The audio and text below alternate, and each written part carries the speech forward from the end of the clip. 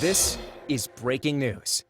Mayor de Blasio is giving an update on the coronavirus pandemic in New York City. Let's go to it now. Personally, out there with hundreds and hundreds of people at my polling site and obviously hundreds of thousands around the city who have participated in early voting, I felt the passion of the people that I was with who cared so much. They would stand in line no matter what to vote.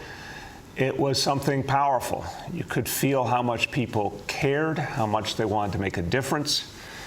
You could feel the hope that comes from that. Folks were patient, they were positive, they were supporting each other, they were determined to vote. That's the good news. The bad news is, for all of us, it was an extraordinarily frustrating experience to be in a line for hours. It shouldn't even have existed to begin with. There should not have been a situation where New Yorkers were forced to wait hours and hours for early voting.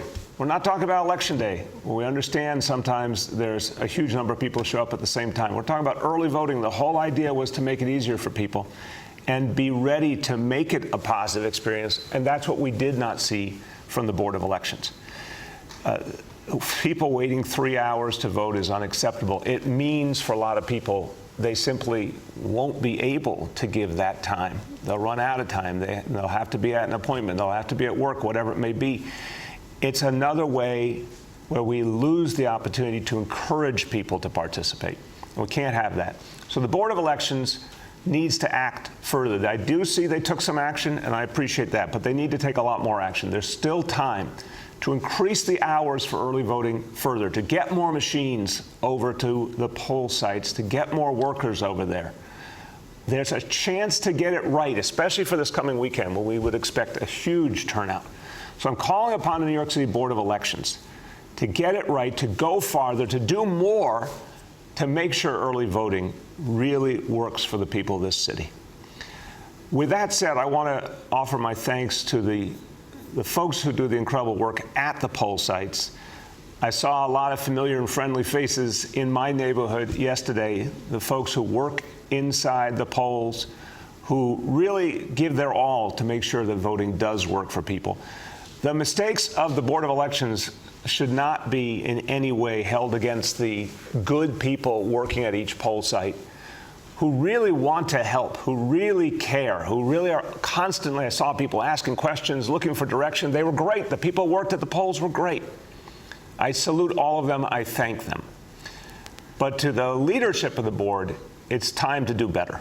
And you can act immediately to make sure this weekend is a success story and not another story of frustration.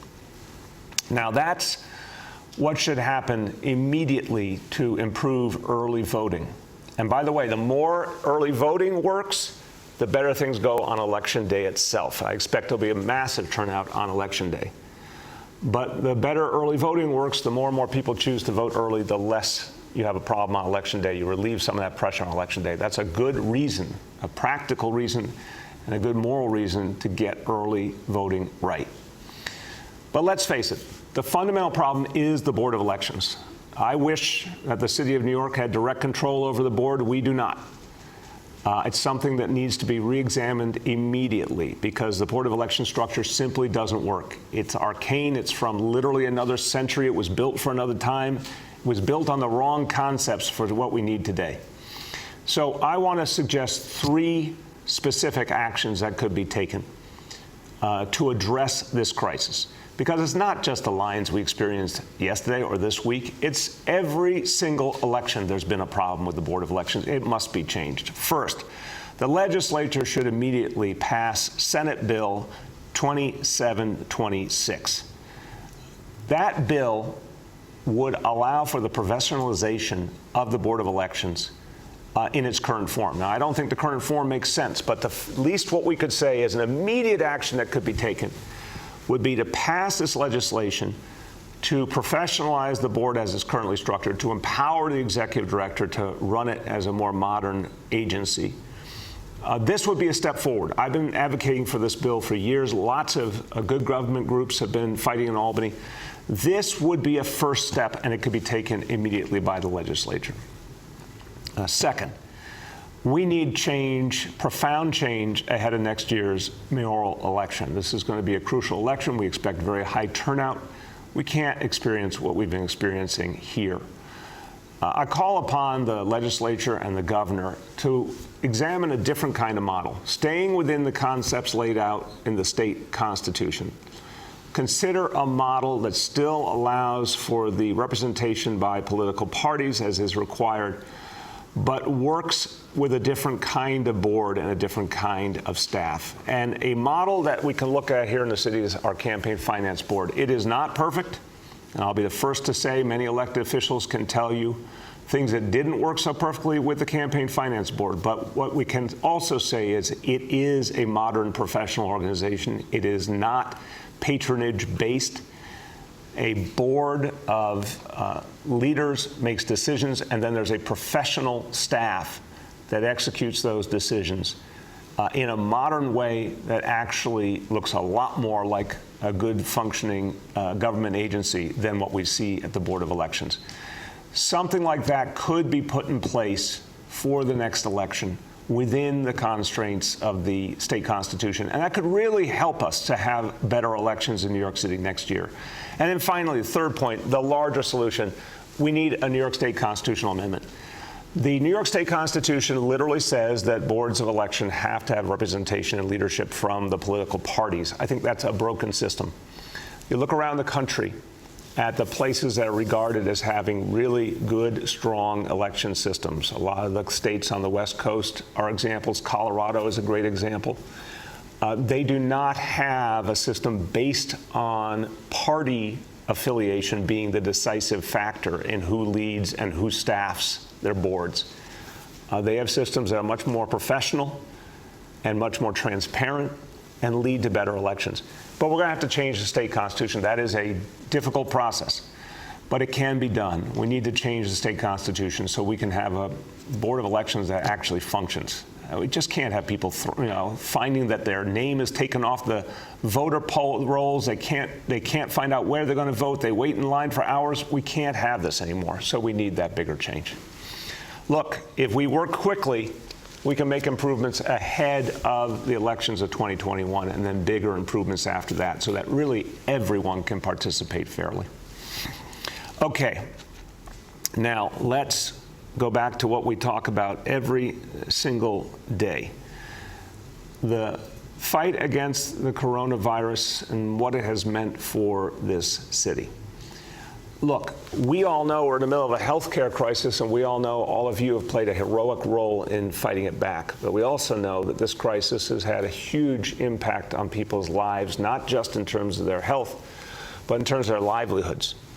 We have seen so many families lose their livelihoods. We've seen so many people lose their jobs. We've seen so many small businesses struggling to survive. It's been an extraordinary challenge, and what we found is we need to find new solutions. We need new ways to help everyone, and I want to focus on small businesses that have been through so much.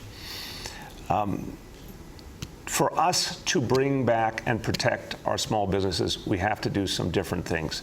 And a great example, and it was one that we had to learn by doing, was with our open restaurants program. There was an example of cutting a lot of red tape, doing something that hadn't been done before, offering opportunity for restaurants to use outdoor space, bring back their employees, turned out to be a big hit, turned out to be something that really works for New Yorkers. Let's apply that same idea to small businesses, retail businesses all over the 5 boroughs that so much need additional business to survive.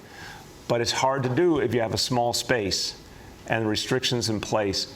Let's liberate the outdoor space for them as well and help these small businesses to continue. So today we announce our Open Storefronts program, modeled on what worked with open restaurants and open streets.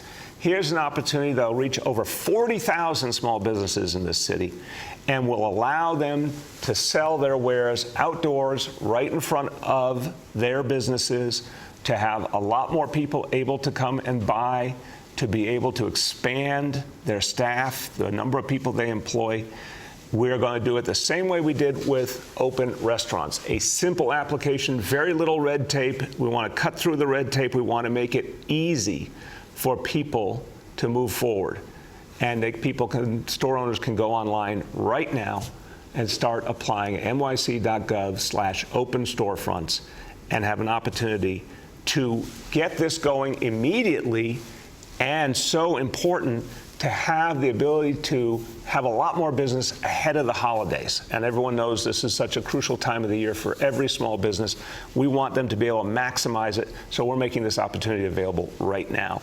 I want you to hear from two people, and the first of them is a small business owner. She has a great story of someone who built her business from scratch, who had a dream and made it come alive, but also is dealing with all the challenges right now and needs new opportunities to keep her business going and to employ people from her community. My great pleasure to introduce to you Rosanna Medina.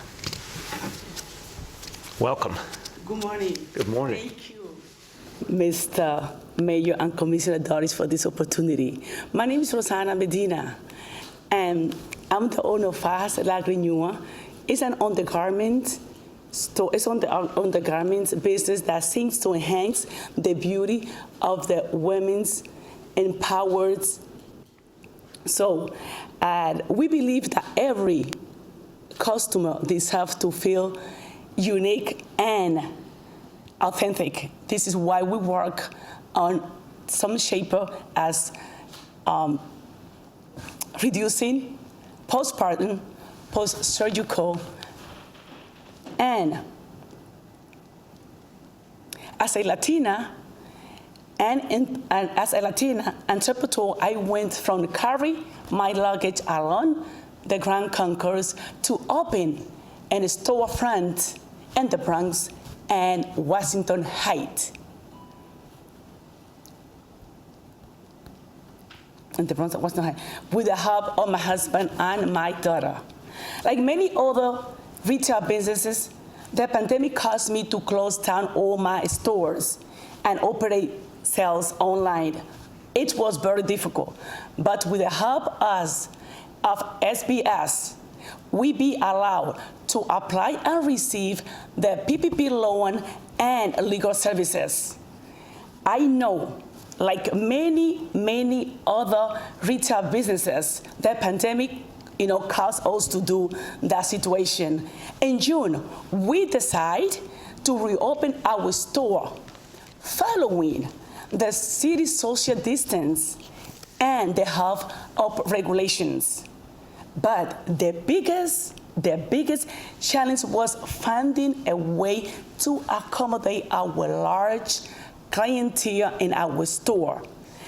And I think, and I believe, the Storefront program will be a huge help for us. It will allow us to proceed more transactions. We allow us to sell my shapewear, my merchandise as well. I'm excited to continue to sell all my products in a safe environment and in a good way. Thank you, SBS, for all the help you have given to us. We will continue to count on you and the city's support to economically support this pandemic. So I hope that Storefront program can be too. Thank you again. Thank you so much, Rosanna, and congratulations on building a great business and fulfilling your dream. And now I hope that this new initiative is going to allow you to really expand the business, get more people hired, bring in more customers, and I hope you thrive with this open storefronts system we put in place. Thank you. And now I want you to hear from our Small Business Services Commissioner, Janelle Doris. And look, I want to say Small Business Services has really done an amazing job reaching out to small businesses, offering help of every kind, listening to small businesses, and thinking about new ways of doing things.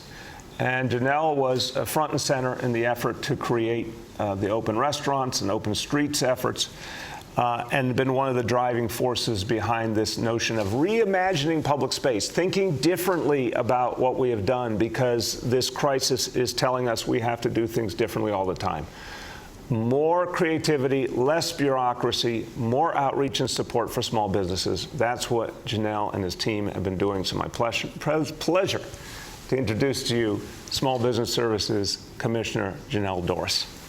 Well, thank you so much, Mr. Mayor. And Rosanna, wow, what an amazing story. From carrying your luggage on the street to owning 2 storefronts, both in Washington Heights and in the Bronx, employing 9 New Yorkers and bringing opportunity for those families. This is what Small Business Services is all about. We are here to assist our small businesses to get the resource they need to really advance their dreams, but also reach their potential and really bring our city back. We cannot come back fully as a city without our small businesses, and so we're excited about this program, our Open Storefronts program.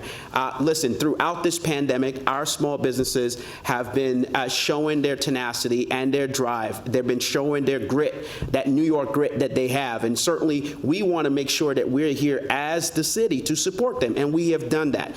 We're certainly looking forward to this program, and it's just going to add to our Open Restaurants program, which is amazingly popular and a lifeline for our small businesses. And this program will be the same for our retail facilities, particularly now as we go into the holiday season when these small businesses have 70% of their sales come from this time. So we're making this more accessible. We're making it, giving them the opportunity to get out in front of their stores and also engage their customers, do transactions right in front of the store, and also allow them to free up space also inside, really to keep it safe and keep the traffic moving as we need to. So if you are a small business, we want you to know that SBS will continue to be here for you.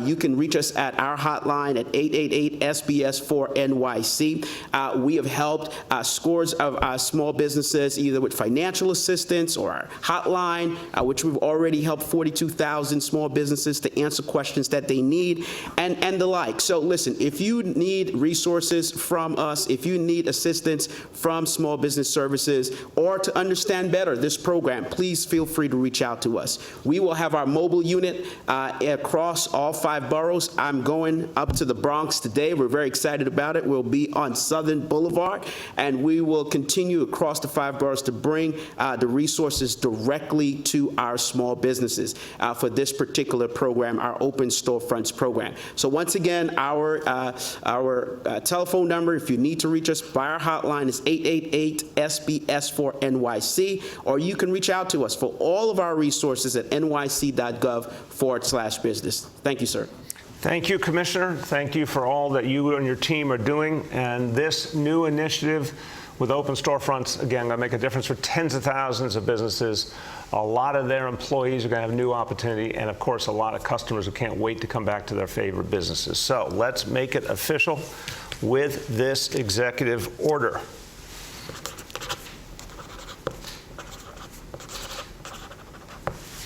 There you are, Commissioner. I commend you. There is democracy in action right there. Thank you so much. And as we finish talking about Open Storefronts, I want to remind people again, holidays are coming. Great opportunity to patronize your local businesses. Look, everyone, we all appreciate there's amazing stuff available online, but let's really double down on our local businesses here in this city. Let's give them the business they need to survive. We really hope and pray that this pandemic will be addressed by next year with a vaccine. This is going to be the toughest year for small business. This holiday season is something they really need to be good and strong for them, but we all can make a difference by buying local. So please do that. And since we have a guest with us, Rosanna, tell us again, Fajas La Grenouille. Tell us where you're located again. Okay, this is Fajas La Grenouille, located at 55 West 181st Street. This is in Washington Heights, and in 133 East in Fuller Road in the Bronx. All right, so for all those folks looking for a great place to do some holiday shopping, Rosanna, her team are ready for you. Exactly. Excellent. Thank you. Welcome. Thank you so much. All right, everyone, let's do our daily indicators. Number one, daily number of people admitted to New York City hospitals for suspected COVID-19. The threshold is 200 patients. Today's report, 105 patients with a confirmed positivity level for COVID of 22.8%. Number two, new reported cases on a 7-day average. Threshold 550 cases. Today's report is 552 cases. And number three, percentage of people testing positive for COVID-19 citywide, threshold 5%. Today's report 1.39%, with the 7-day rolling average. Again, it's 1.75%. That's a number we've been very close to now for the last few weeks, 1.75%. Say a few words in Spanish. Los pequeños negocios son el alma de nuestra ciudad. Y sin ellos no sería la ciudad más diversa del mundo. Hoy anunciamos un nuevo programa para que estos negocios tengan acceso al espacio público y la gente pueda comprar de forma segura. Juntos vamos a imaginar y hacer realidad una nueva ciudad y dar el ejemplo de cómo se recupera la ciudad más grande de América. With that, we will turn to our colleagues in the media, and please let me know the name and outlet of each journalist. Hi all, we'll now begin our Q&A. With us today we have Rosanna Medina, Commissioner of Small Business Services Janelle Dorris, Deputy Mayor Phil Thompson, DOT Chief Operating Officer Margaret Forgione, Senior Counsel for Democracy NYC Laura Wood, and Senior Advisor Dr. Jay Varma. With that, we'll start with Rich from WCBS 880. Good morning, Mr. Mayor. Hey, Rich, how you doing? I'm doing all right. Just in this new proposal you have for the outdoors, presumably, and the sidewalks, will there be a series of rules? And are you going to allow tents and that sort of thing so that people aren't going to get wet buying whatever it is out there? Let me start, and then I'll turn to Commissioner Dorris and the Chief Operating Officer for DOT, Margaret Forgione. Look, Rich, what we want to make sure is we're maximizing space, but obviously also being smart about keeping people safe. So the perfect world is where you have more space and the advantage of the open air. Think about the shopping experience. A lot of what people do, they don't necessarily have to take a lot of time to look at stuff. It's not like sitting down for a meal. We've had plenty of great examples of people shopping outdoors in the city in a lot of ways. So we want to make sure it's safe. We want to make sure there's a flow of air, but also give a lot more space. And I think we can strike that balance. Commissioner.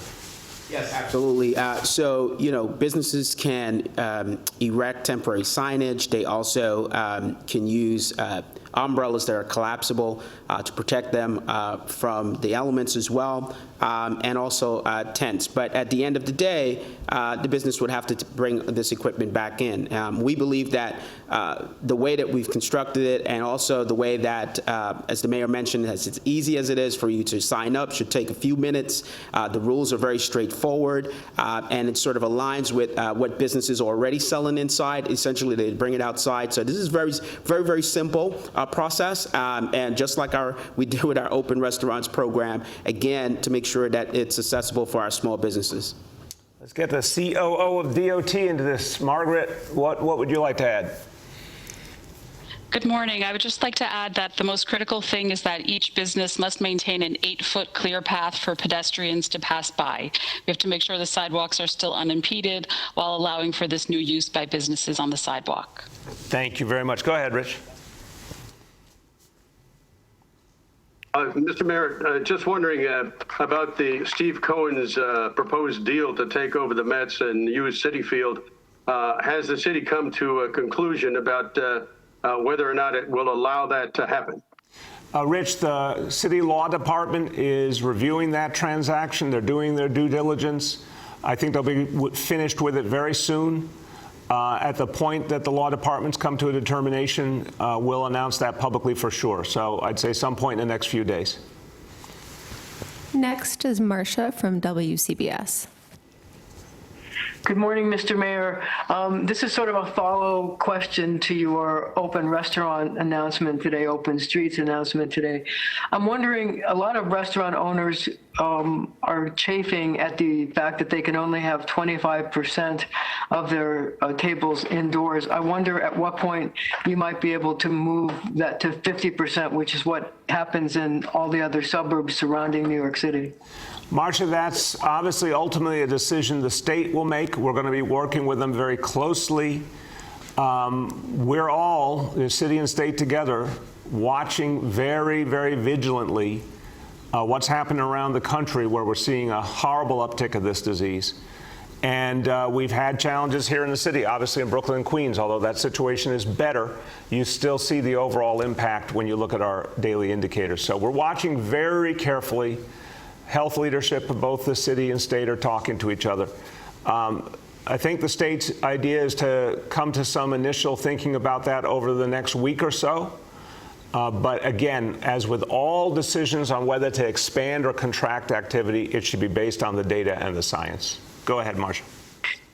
Just a follow-up question. So I'm hearing from you, I think, that you're concerned about increasing the number of people who can eat indoors because of the possibility there could be a second wave and the increase in the number of positive test rates?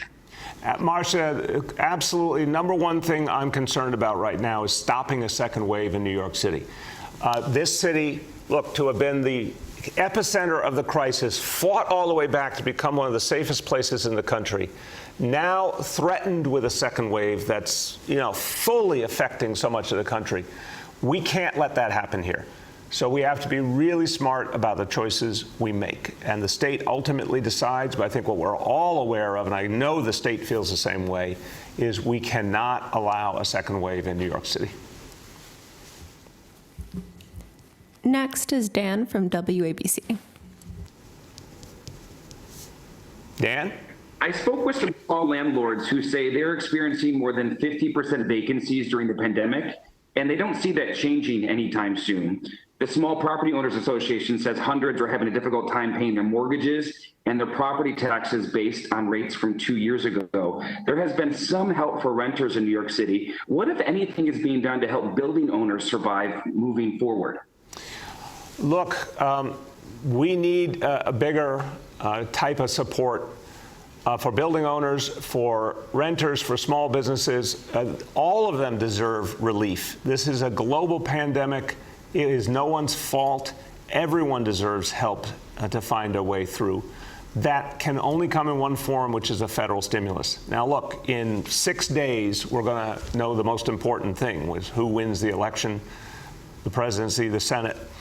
That's going to, I think, determine how and when there will be a stimulus and how big it'll be. But I believe that stimulus should work to make whole everyone so that we can restart our economy and move forward. That's the only place it can happen. Go ahead. Thank you, Mayor. You good? Okay. Yes, thank you so much. Thank you. Next is Yoav from the city. Hi, Mr. Mayor. I wanted to ask you, I think a caller asked you Friday about fitness studios not being able to open yet. And just wondering what the plan is for that, because that sector is still struggling, and as far as I know, hasn't been able to open yet. Yeah, it continues to be discussed with our healthcare team. We're not there yet. For the very same reason as I talked about a few minutes ago.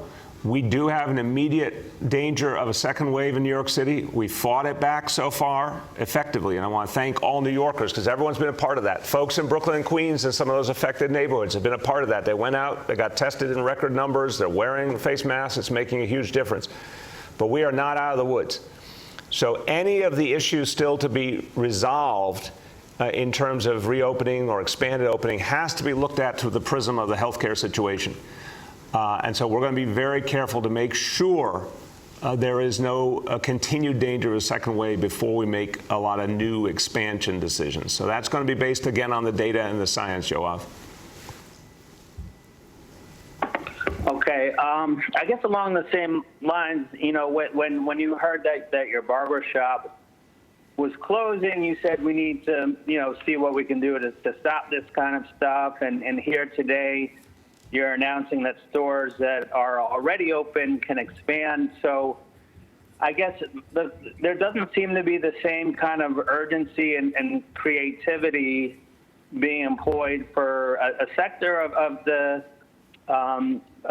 industry, the commercial space, that, you know, it's almost November and they still haven't been allowed to open. I'm just wondering about people's livelihoods and why there either isn't more urgency and or creativity to figure out a solution other than just to say they have to remain closed. I disagree with your assessment. There's tons of urgency, but the urgency is first and foremost about protecting people's lives and keeping this city moving forward and keeping our economy growing, and we have to stop a second wave to do all that. Yoav, I would simply say it's first things first. The first mission is to stop a second wave. Or if you have a second wave, a bunch of things are going to close. That's against everyone's interests. So I disagree with you. There's lots of urgency and there's lots of creativity. This is why we're talking about something like an open storefronts initiative to bring stores that can do their work outdoors and give them the right to do it. Because a crucial factor here is outdoors versus indoors. I'm going to turn to Dr. Varma, who I think speaks passionately about this. Look, what I've learned from our healthcare leadership, outdoors versus indoors, huge factor. Where people can wear a mask versus where it's less likely or less effective to wear a mask, huge factor.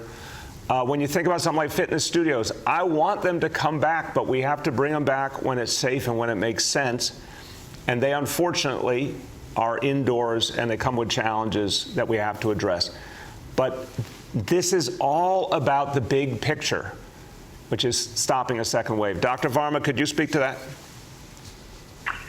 Yes, thank you very much. I think the mayor has highlighted a lot of the critically important issues.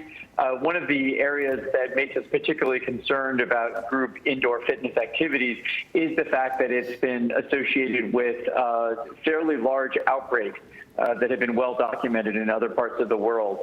Most recently, there was a large outbreak associated with a group fitness class in Canada. There's a very well documented one that's happened in Korea.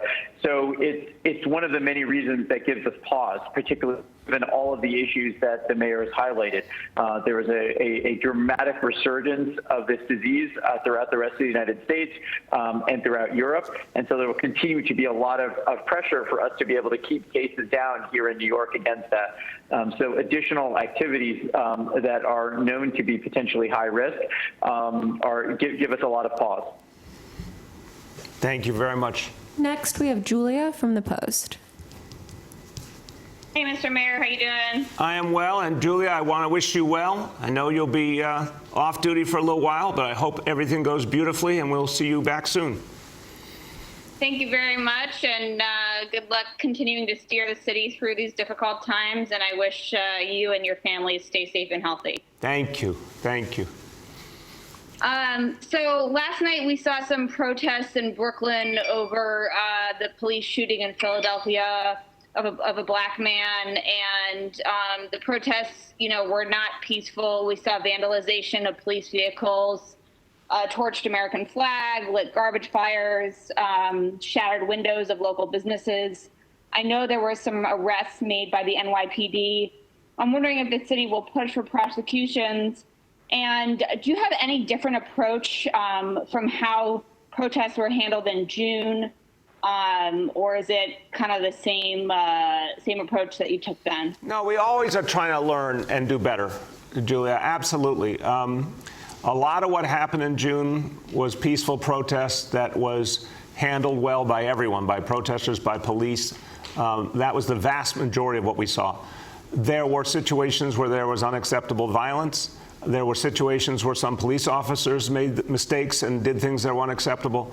But let's not lose the forest for the trees. The overall reality was peaceful protest that was managed and facilitated by the NYPD. We want to learn from May and June, though, how to do things better, how to listen to concerns that have been raised and address them. This situation last night, I haven't gotten a full report. I'll be talking to Commissioner Shea later on. But Look, I want to make clear, no violence is acceptable. If there's violence towards individuals, citizens, if there's violence against police officers, absolutely unacceptable. Violence against property, unacceptable. Fires, unacceptable. And of course, those offenses should be prosecuted. And I absolutely want to see those prosecutions.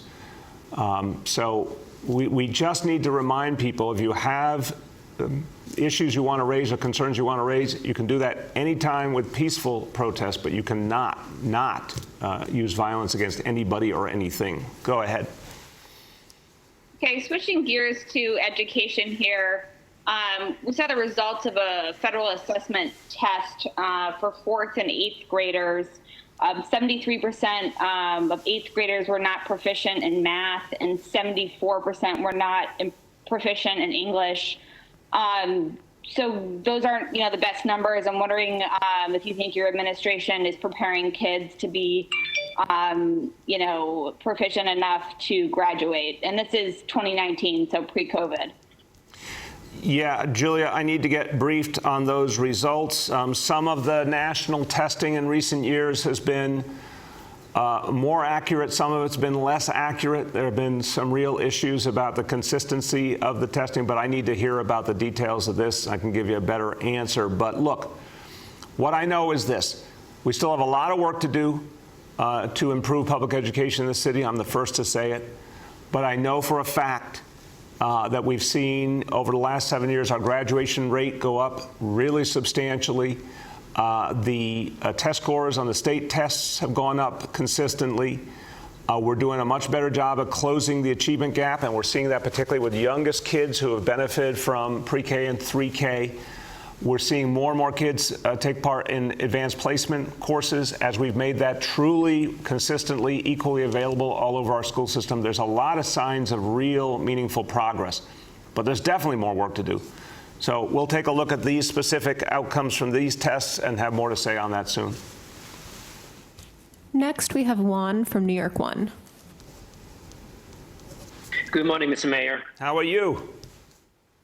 I'm very good, thank you. I want to ask you about the new program that you had just announced. How are you going to ensure safety? Are you going to have more police presence? And what would you say to drivers already struggling to find a parking space? And I'm talking about NYPD presence because you're going to have all these businesses with all the items that they are selling outside on the street. Well, let me have, again, Commissioner Doris and COO Forgione speak to you about this, because the way this is structured, I do not think is going to create the problems you fear. I think it's going to use sidewalk space more effectively, and people are going to want it, I really believe. I think there's going to be a real desire of people to go and take advantage of this opportunity to shop locally. I don't think it dredges up the kind of safety concerns you're pointing to. But Commissioner, you want to start? Yeah, certainly. We do agree, Mr. Mayor. Businesses will be utilizing the space right in front of their stores. There is going to be a pathway for the customers and also pedestrians to pass. We believe that businesses, then employees that are normally inside will be able to come outside and work with the customers so that, if there's concern about, crime, et cetera, I don't think we are too concerned about that because employees will actually be out there working with the customers and overseeing their goods and various services they're going to provide. We have not heard in the lead up to this the concerns around safety in that context. We do have our bids, who we were working with, business improvement districts as our partners.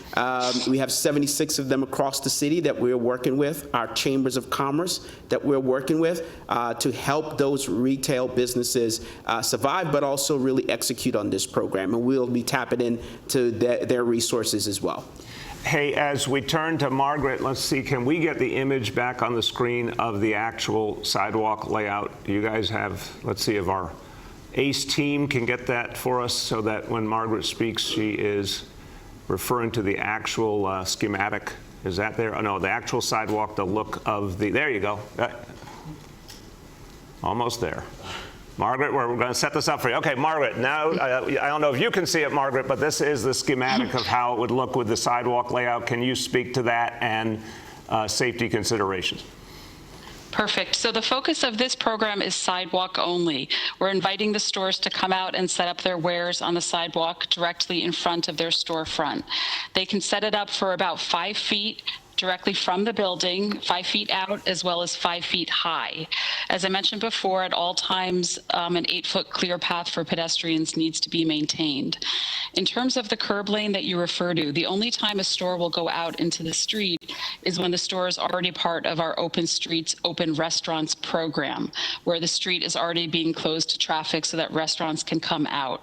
In those cases, the business can join in that format, but we think that the vast majority will just be sticking to the sidewalk directly in front of their building. So that being said, we don't anticipate a lot of safety concerns. The key thing, again, is to keep pedestrians moving, but you won't be seeing an impact in the roadway from this program. Thank you very much. Go ahead. Mr. Mayor, so we've seen in the last few days an increase in the numbers of new infections in the city. I believe that some of those numbers are going beyond the the standard you had implemented in the past. What's a new metric that you're going to use? You know that in the past, New York City has been a little bit a few weeks after whatever was happening in Europe, and we see how Europe is doing so badly right now in reimposing lockdowns in many European capitals and many regions of the continent. What's a new metric, and do you foresee similar actions being implemented in New York City as the ones that we're seeing right now in Europe? Thank you. Very, very important question. So let me start, and then I'll turn to Dr. Varma. I want to just go over these indicators really clearly in light of your question. We have 3 indicators, and what we're most concerned about is when we see them all move in unison. The one that we've talked about several times the last week or two is the case number, which has now hovered right around that threshold several times the last week or two. But remember, that is also against the backdrop of a lot more testing than we've ever had in this city. And we've been encouraging testing. So it's natural if you have a lot more testing, even if your positivity level stays low, you're going to have a higher number of pure positive cases. If this were happening in concert with the other 2 indicators, we would be very concerned and we'd be taking additional actions. But because it is different from the other 2 indicators, that has been determining our actions. Also because we know the problem was localized to a relatively small part of Brooklyn and Queens, and we've seen real progress in those areas. That's what tells us a lot. Also, the 2 other indicators on the hospitalization level, still well below the threshold and with still a much lower positivity level for COVID than we saw in the spring. On percent positive citywide, the 7-day rolling average being the truest measure.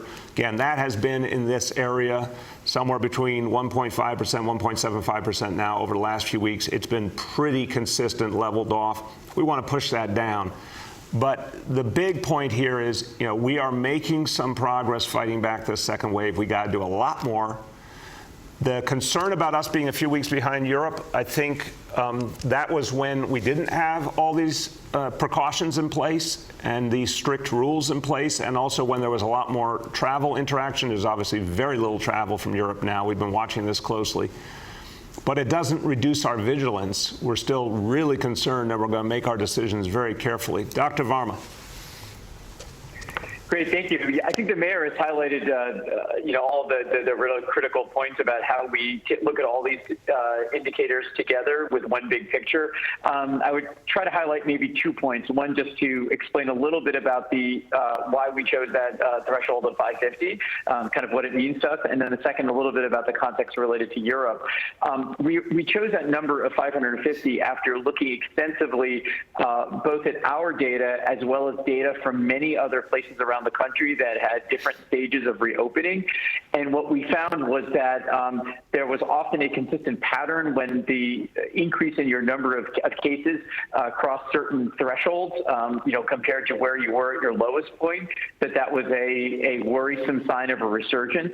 The good news of all of this is that, we detected those resurgences in local parts of the city earlier than this indicator tracked, and so we were able to start taking action. Of course, the bad news is that we're hovering at a level that we don't really want to be at. We would love to ideally drive case numbers back to where they were in August, but that is the origin of the indicator. It was something to indicate to us that there's a warning sign that case rates might be increasing over time and cause a second wave. The second point briefly about Europe is that we have done things that Europe hasn't done. Europe did have a lot of reopenings, and I think the issue of pandemic fatigue probably hit there stronger.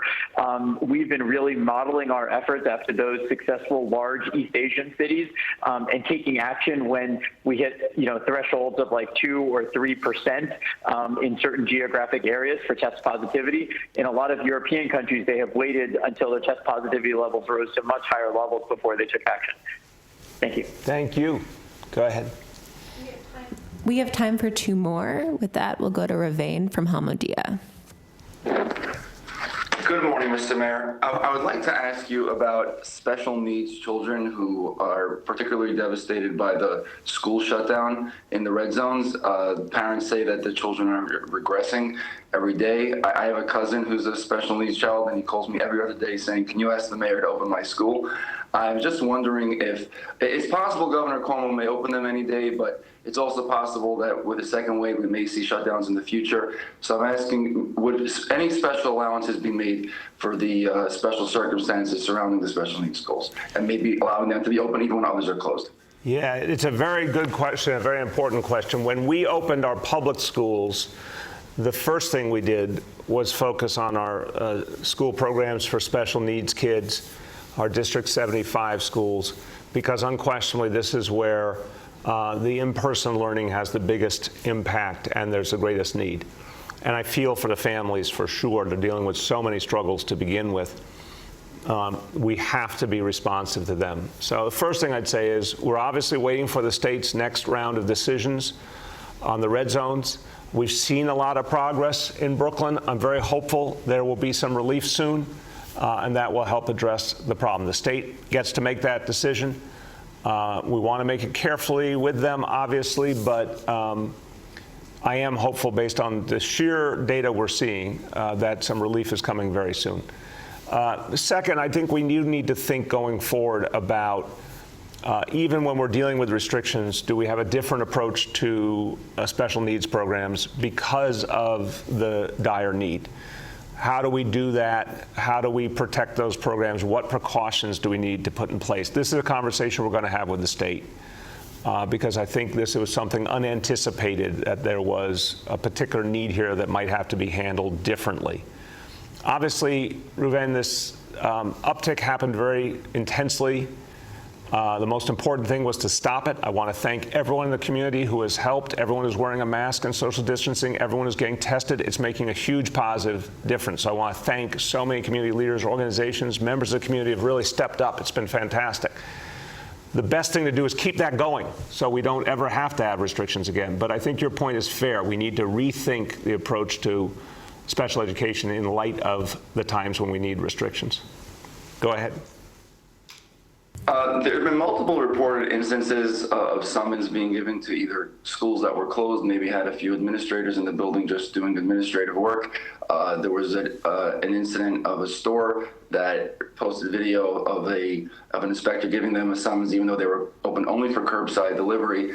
And the inspector said, I'm just following orders. In the case of the school, the inspector said, well, I have a list. And it seemed that she believed that there was a list to give summons to, not to check if they were open. So I'm wondering if you're aware of these instances and what is being done to prevent them in the future. I am not aware of those specific instances, but I want anyone who's got information like that, if you could help us by getting it to our team here at City Hall, we want to follow up on that. If someone was given a summons inappropriately, we need to act to address that and fix it. They should not be penalized if they're doing the right thing.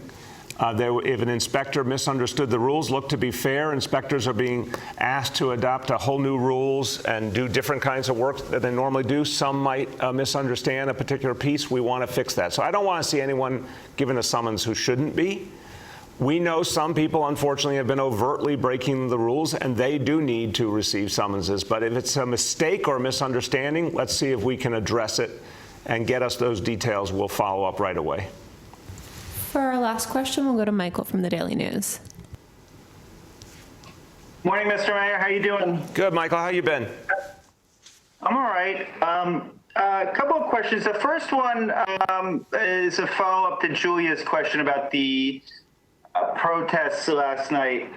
Has the driver of the car who rammed into police at that protest been arrested? And why isn't Commissioner Shea here today to field questions on this? It's kind of, this is something that's come up in past press briefings, and I was wondering if you could address it again. We focus on the topics that we're announcing each day. Today, obviously, our focus is on this new Open Storefronts program, and I also wanted to speak to what's happening now, such an important moment for the city and this country in terms of the election process. When there are specific issues, obviously the commissioner talks with different media outlets quite a bit, and the department will address that. But look, the bottom line is anyone who assaults an officer, that's absolutely unacceptable. There must be consequences. We'll make sure the PD gets you an update on that investigation right away. Go ahead. The second question has to do with open storefronts. And I apologize if I missed something from Margaret before. Is it allowed on streets, or is it only allowed on streets when an adjacent business has an open streets permit?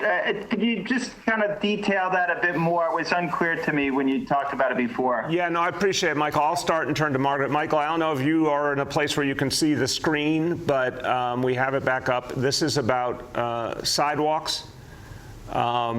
This is, it's different. It's inspired by what worked with open restaurants, but structured differently to focus only on sidewalks. The exception, of course, is when we have a whole street closed off because of open streets. Then the stores can expand further. Margaret, you go ahead. Yes, Mayor, that's exactly right. The program is focused on the sidewalk, so the vast majority of stores will put their wares out on the sidewalk in order to participate in the program. If there is already an open street, open restaurant on the block, they may join that. They may work with the partners that are already closing the street in order to come out into the curb lane. Thank you so much. Look, as we conclude today, I just want to say a thank you to all New Yorkers, care about their city, care about their country, are out there voting right now. 6 days till the election. I want to thank everyone who's sent in an absentee ballot, everyone who is early voting, everyone who's going to go out the old-fashioned way on Election Day. Every bit of it's good, and all of it is appreciated. I want to thank those good people working at the polls, volunteering to help out. This city, we've seen it throughout. People just step up for each other all the time.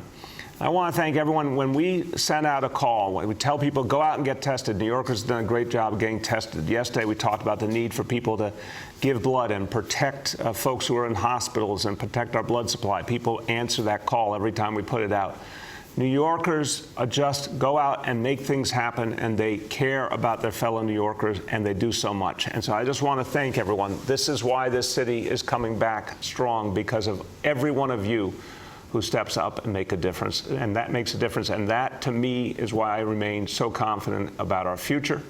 And as we announce new opportunities today for our businesses to be open and thriving during the holidays, again, help this city, help your fellow New Yorker, buy local this holiday season. It will make a huge difference. Thanks, everybody.